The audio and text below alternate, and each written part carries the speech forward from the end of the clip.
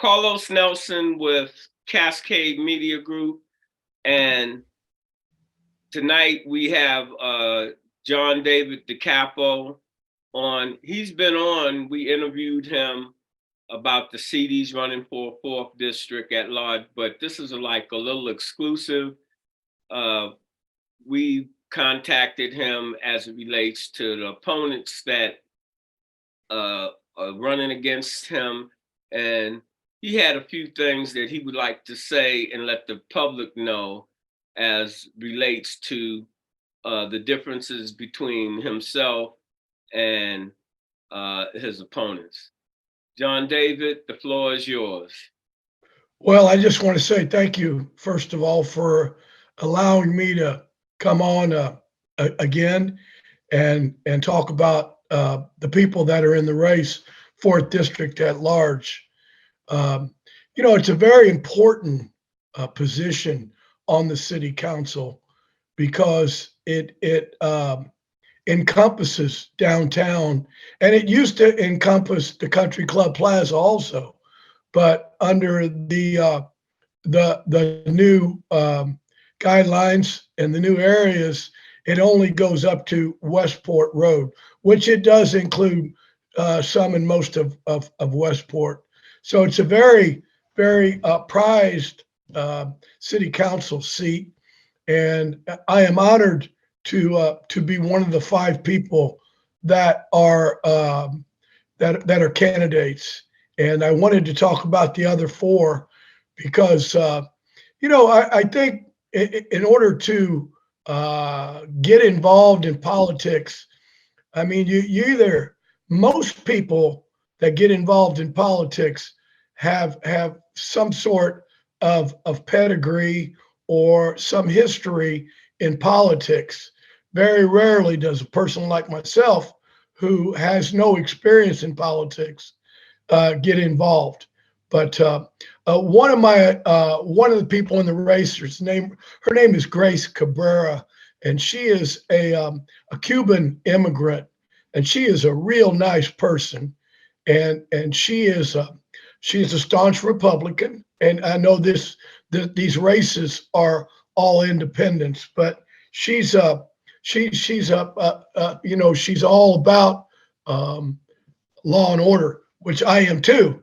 But that's her main reason for getting in to the race, from what I have learned by being around her and the other candidates for the past 4 months, because that's how long we've all been together. Pretty much, we've been doing forums for the last 6 weeks, and it all culminates on April the 4th with the primary election. So Grace she's a real nice person. She's out of Northeast. She lives in Northeast, and she is law and order candidate and a nice person. The other 3 people that are in the race, one of them name is Crispin Ray, and he is a prosecutor, and he prosecutes sex crimes and that type of thing. And he's kind of like, from what I can see, and like I said, I'm only giving you my opinion on this, Carlos. He seems to be like the establishment candidate from what I see, because he's been on the school board, and he's part of this organization and that organization. Plus he's been involved with the mayor, and he's a sitting city prosecutor, and he just had a baby a couple days ago, which is commendable. But he's been in city politics in one form or another for the last 10 years, and that's Crispin Ray. And then you have Justin Short, who's this is another guy that is a little bit different. He comes from the Northland. His dad is I think he's a bond attorney, put together the bonds that were allowed the Power and Light District to be built. And he, Justin, went down to Mizzou, and he was a cheerleader. He's had an LGBTQ community, 4th District, but he was a cheerleader down there and got in a little incident, and then I don't know what happened, but he wasn't a cheerleader anymore. And then he went and ran a cruise ship, and the guy's hilarious. I mean, he is hilarious. So he was on a cruise ship for 8 years, and now he's back, and he's been running for a year and a half, I think. So he's a guy that he's been to every meeting and knows a lot about what's going on, and seemed like a nice fellow. I think everybody in the race, I think whoever wins is a nice person.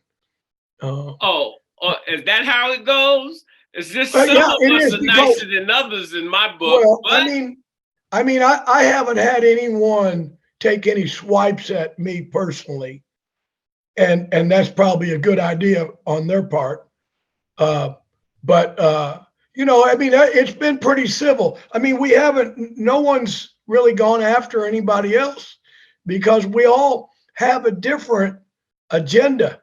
I mean, we all have different things that were reasons for why we're wanting to be the council person in from the 4th District at large. Now, the 4th person, her name is Jess Blueblaw, and she is LGBTQ woman. She worked at the Sports Commission, and she works at United Way. So she has a lot of I don't know. She's kind of been involved with the city, so she knows the Sports Commission, and with the United Way, she's what am I trying to say is that she's kind of involved in the mix of city politics in one way or another, from what I can't see. So now, what's the difference between me and all of them? There's a big difference. I'm a business person. I work for myself. I don't work for the city. I'm not a cruise director, and I haven't been to 186 meetings. I'm not I haven't been on any commissions, and I'm not. I've done a lot of charity work, but nothing that's I haven't been on any boards or anything like that. I've kind of stayed away from that. I mean, my dad, as you know, Carlos, has been on all the boards, and so I've seen what he's accomplished.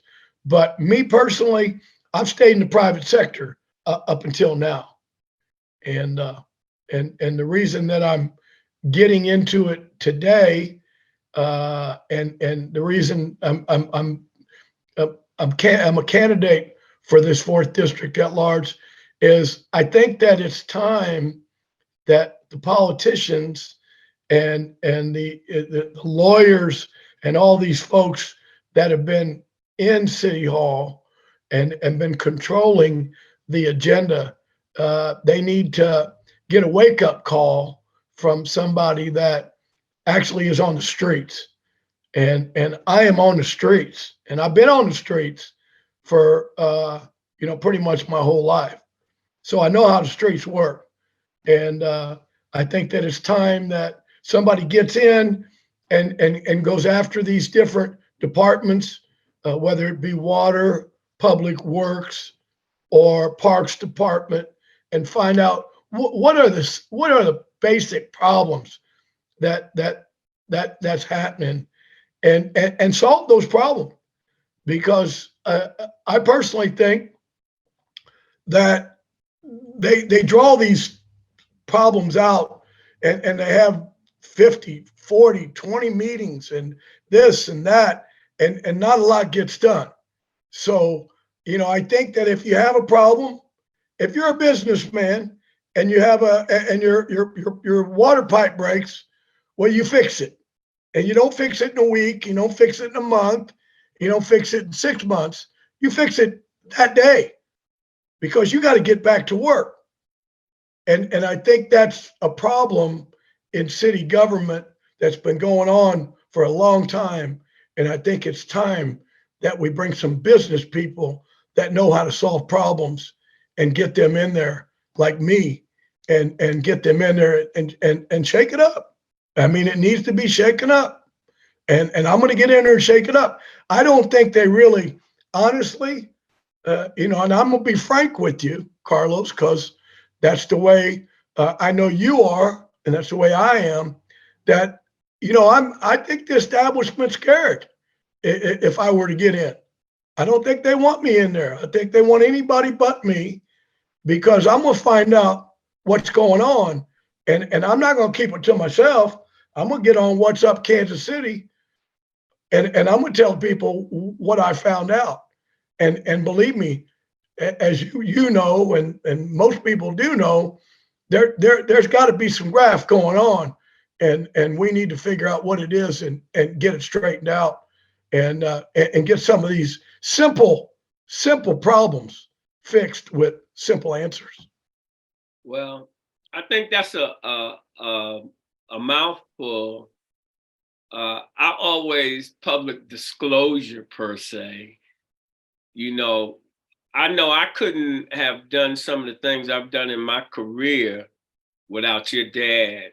And that's just a simple fact. A lot of people, like, I harp on it because I know how many people, from a business standpoint, that he was able to help as a businessman and as a community leader.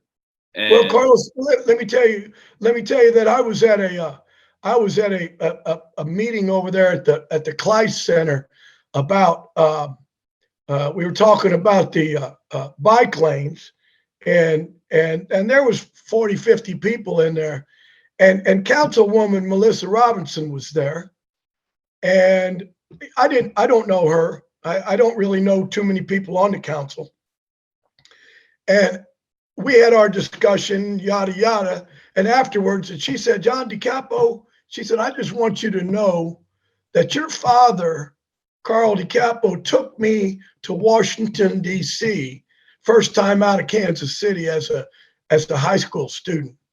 She said, he took 20 of us. And I remember 10, 15 years ago, whatever, my dad taking a bunch of kids to Washington, D.C. I mean, who does that? well, I know that he was responsible for starting the Cub Scout and Boy Scout programs in the Kansas City School District because he had me doing it, and he also made sure that all of those kids, they didn't pay for anything, uniforms, trips, or anything. And that's some of the things that I see from a personal standpoint. You have to have a businessman and all sectors representing you, but I'm with you. I don't think that business has been done in the way it should have been done in representing our community, where we're getting some dividends, some real dividends over the last really quarter of a century. But well, you got to prioritize what you're doing, and I mean, some of the things that have happened over the last 5, 10, 15 years, whatever, in Kansas City, I've just haven't. I think a businessman would have done things a little bit differently. I mean, and I know people tell me all the time. People tell me, they said, John, what do you mean? And I said, well, there's some things that we could have did that would have made the average Kansas Cityan life better. People are talking about the NFL draft. right? NFL draft, man. That's all I hear. We get up the NFL draft and the World Cup and the NFL draft. I mean, that's all good, but is that going to lower the average person's rent? Is that going to bring the average person utilities down?